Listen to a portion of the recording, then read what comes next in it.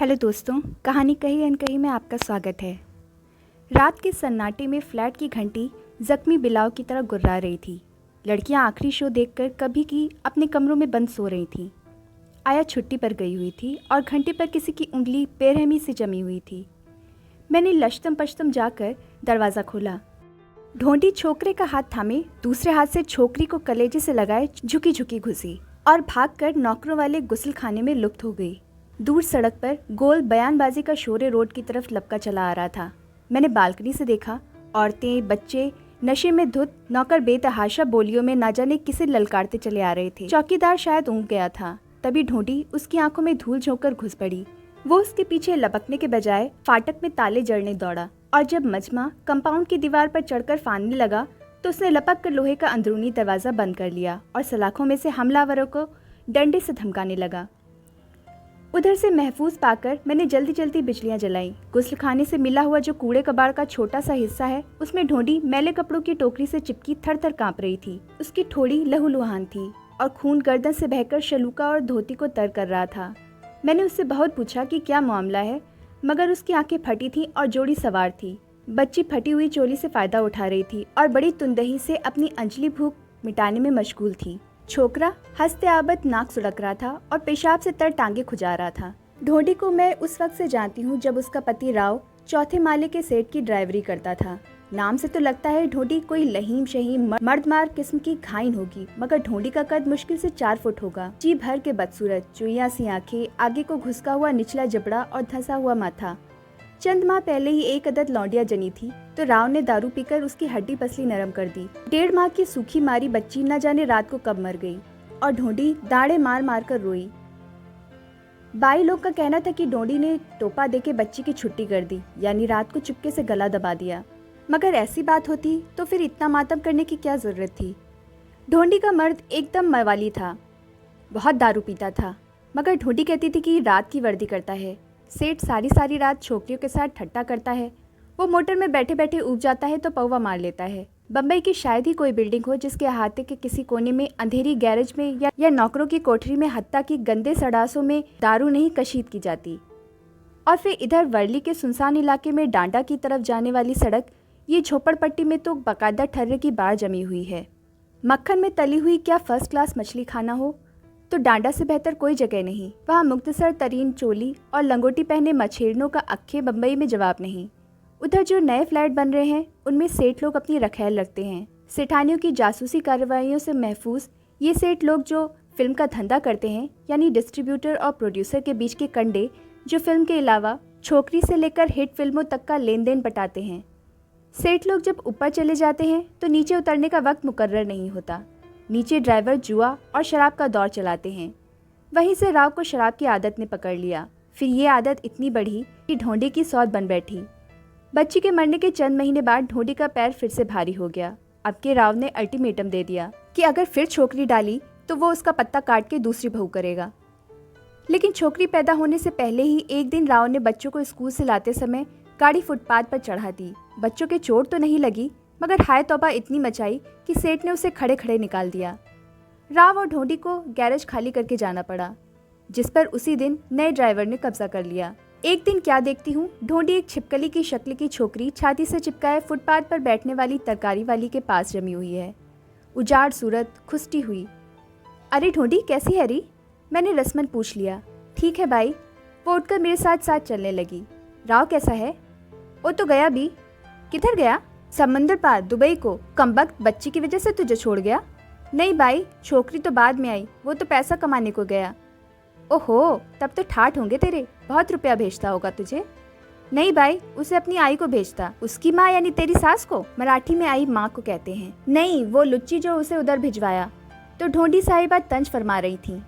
उधर डांडा में दोनों का लफड़ा चलता था। जाने से पहले राव ने ब्याह किया उससे, और मगर दूसरी शादी तुझे तलाक दिए बिना कैसे कर सकता है? हथकड़ियाँ पड़ जाएंगी सुअर को।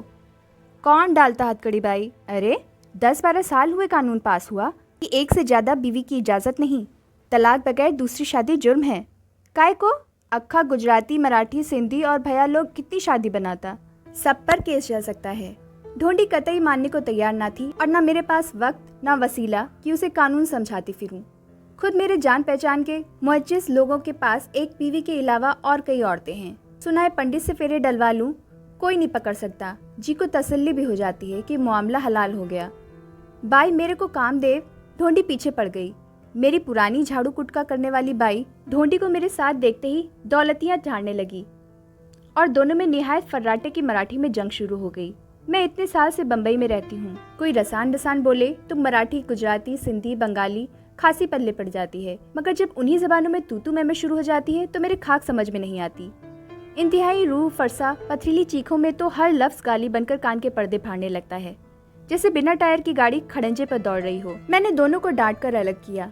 बालिश्त भर की ढोंडी छोकरी को सीढ़ी पर टिकाकर लांग कस रही थी और 2.5 मन की धोबन कुसुमाबाई चावलों की बोरी दीवार से टिकाकर खम ठोका चाहती थी।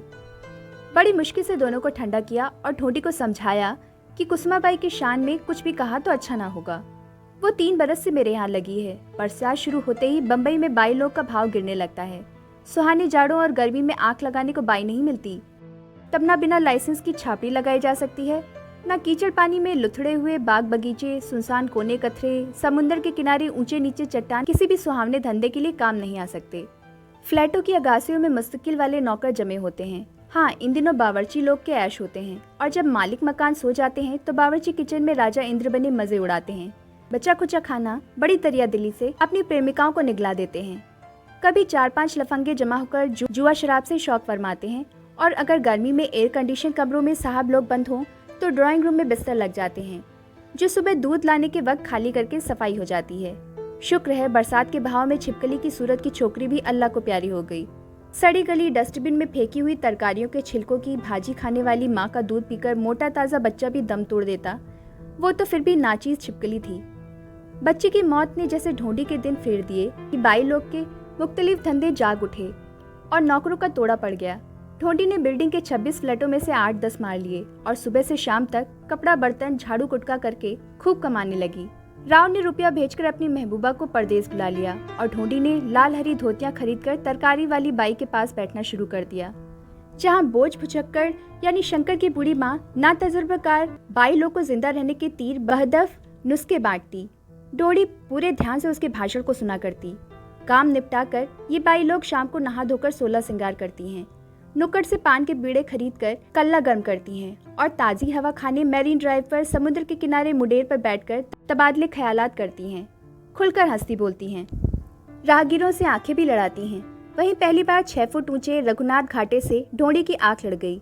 राव के बाद उससे मर्द की आंख में आंख डालने की मोहलत ही ना मिली थी। 3-4 बार रघु उसके सामने से बड़े बांकपन से तिरछी नजर डालता गुजरा। एक बार ठहर कर बीड़ी भी सुलगाता रहा, फिर कुछ दूर मुडेर पर बैठ गया। 2-4 दिन में दूरी कम होती गई और कुर्बत बढ़ती गई। कभी पकौड़ियाँ सींग चना भी पेश किया। पहले तो ढोंडी सर हिलाती रही थी। शंकर की माँ की आंख का इशारा पाकर कांपते हाथों से 2 चने भी उठा लिए, जो उसकी मुट्ठी में पसीजते रहे। मुंह में डालने की हिम्मत ना हुई। किस्सा मुख्तसर, एक दिन घंटी बजी। खोलने पर 6 फुट ऊंचे रघु के साथ 4 फुट की ढोंडी शर्माई लजाई खड़ी थी। आई हम शादी मनाया, गंगाबाई को बुलाया, कल से वो काम पे आएगी। उन्होंने कुछ सरपट मराठी में दूल्हा मियाँ को कुछ हिदायतें दी और खुद अंदर आ गई। हमारा हिसाब कर दें बाई, 30 रुपया महीने के हिसाब से 25 दिन के 25 होते हैं। मैंने 10 के 10 3 नोट पकड़ा दिए। ढोंडी के मुख से फूल झड़ रहे थे। झूठे तले की लाल लांग वाली 9 गिरी धोती और ऊदी चोली में ढोंडी का स्याह रंग फूटा निकल रहा था। बालिश्त भर की महाबदसूरत औरत में बला की सेक्स अपील थी। पतली कमर, भारी कूल्हे, पैरों में नए चांदी के तोड़े, माथे पर 98 बराबर सिंदूर का टीका 100 बहारे दिखा रहा था। बार बार मंगलसूत्र को छू रही थी, जैसे इत्मीनान करना चाहती हो कि मामला कतई माकूल है। याद नहीं कई साल गुजरे कि एक दिन चली आ रही थी बी ढोंडी, 1.25 बरस के छोकरे का हाथ थामे पूरे दिन का पेट संभाले। मुंह पर ठेकरे टूट रहे थे, मंगलसूत्र गायब, पैरों के तोड़े उड़न छू। बाई कोई कामदेव। गंगाबाई ने अपने वजूद का ऐलान एक अदद छींक से दिया और चाय की ट्रे मेज पर एक झटके से पटक दी, ताकि मैं उनके रिएक्शन को नोट कर लूं। क्या हुआ ढोंडी? रघुनाथ का क्या हाल है? जवाब में उन्होंने सरपट मराठी में जवाब खड़खड़ाया। साउंड इफेक्ट से मैंने फौरन उनका मतलब समझ लिया। मामला गंभीर है। जब ब्याह कर ससुराल पहुंची तो पता चला कि रघु की बीवी मैके पटकवा दी गई थी, क्योंकि उसकी सास से 1 मिनट नहीं बनती थी। 4 चोट की मार देती थी, अब ढोंडी को भी मारती थी हलकट। इतने बरस बम्बई में रही और हलकट के मानी भी मेरे पल्ले नहीं पड़े। हाँ, इतना पता चला कि हलकट की मनी बहुत ही खराब, बदमाश, मरखनी, चालबाज औरत। उसने तुझे मारा और पिट ली? तू भी मारती बुढ़िया को? काय की बुढ़िया? बस ढोंडी से 1-2 साल छोटी ही होगी, लंबी तड़ंकी, मर्द मार औरत, फूके मारे तो ढोंडी जैसे चुईया वो जाए।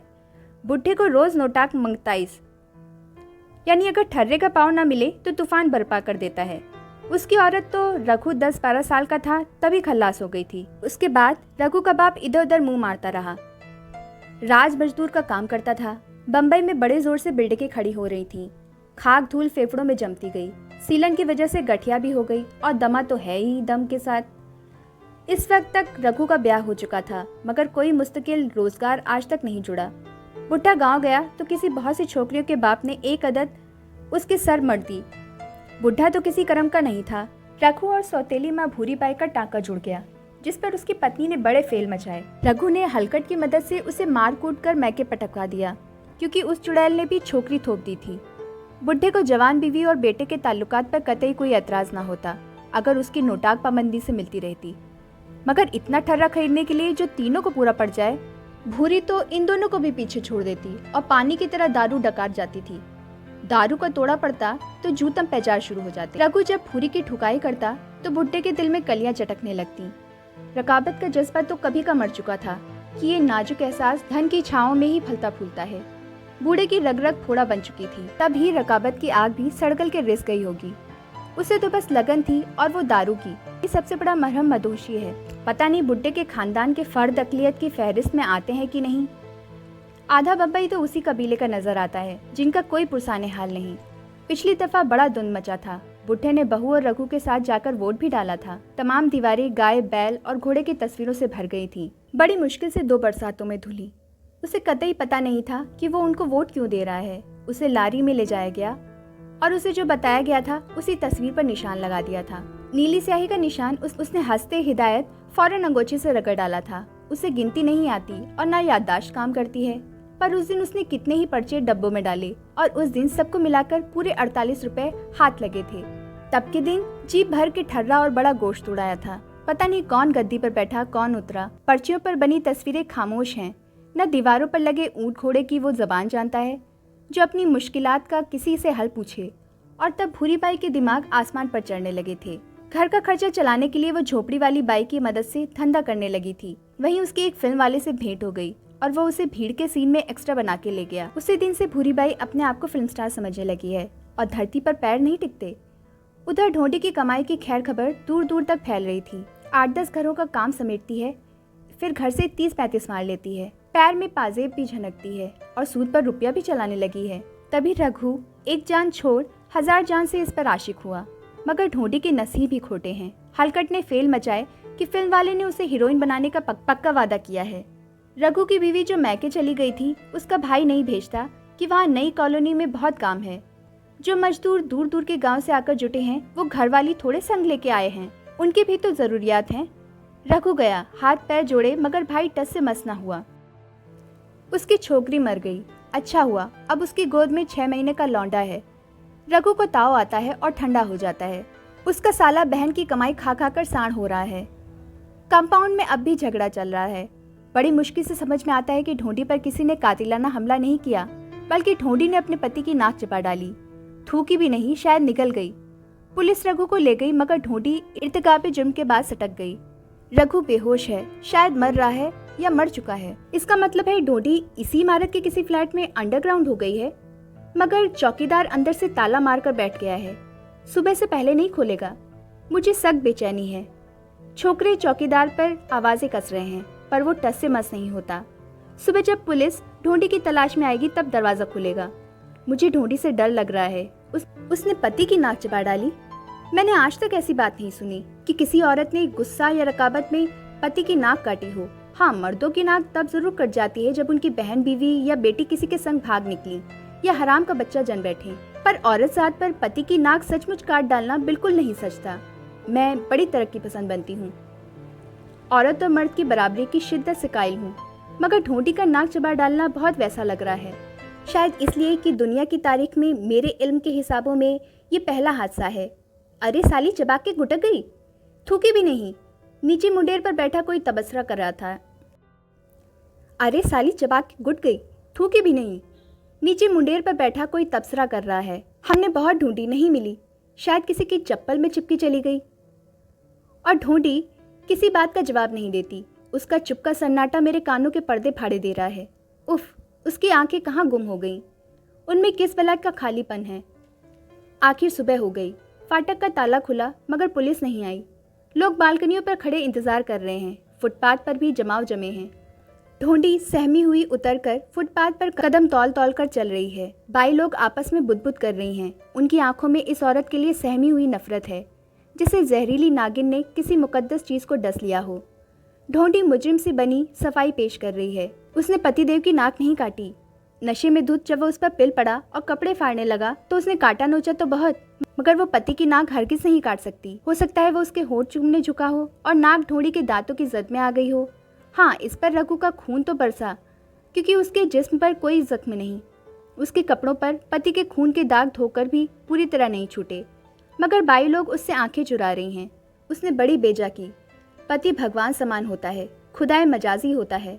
अक्सर औरतों ने अपने प्रेमियों को गैजो गजब की हालत में खून कर दिया है, असलिये में खंजर उतार दिया है। ढूंढी भी अगर रघुनाथ का नरखड़ा चबा डालती, उसकी आंखें फोड़ देती तो भी कुछ न जाता, मगर मर्द की नाक, उफ, वो चाहे चाकू से काटी जाए या दांतों से, बड़ी घिनौनी हरकत है जो हरगिज काबिले मुआफी नहीं। दिन ढला, दोपहर हुई और समंदर पर डूबते हुए सूरज ने आग से लगा दी। फिजा में नहुसत सितारी है। ढूंढी दीवार से लगी बैठी है। न वो गई और न किसी फ्लैट से उसकी पुकार आई। न जाने कब सब यही चाह रहे थे कि रघु मर जाए और ढूंढी को फांसी हो जाएगी कि किस्सा पाक हो। कोई 5 साढ़े 5 का अमल होगा कि चर्च गेट स्टेशन की ओर से लौंडों की भीड़ में घिरा लंबा बांस जैसा रघुनाथ खाटी आता दिखाई दिया। लौंडे उचक उचक कर उसकी नाक देख रहे थे।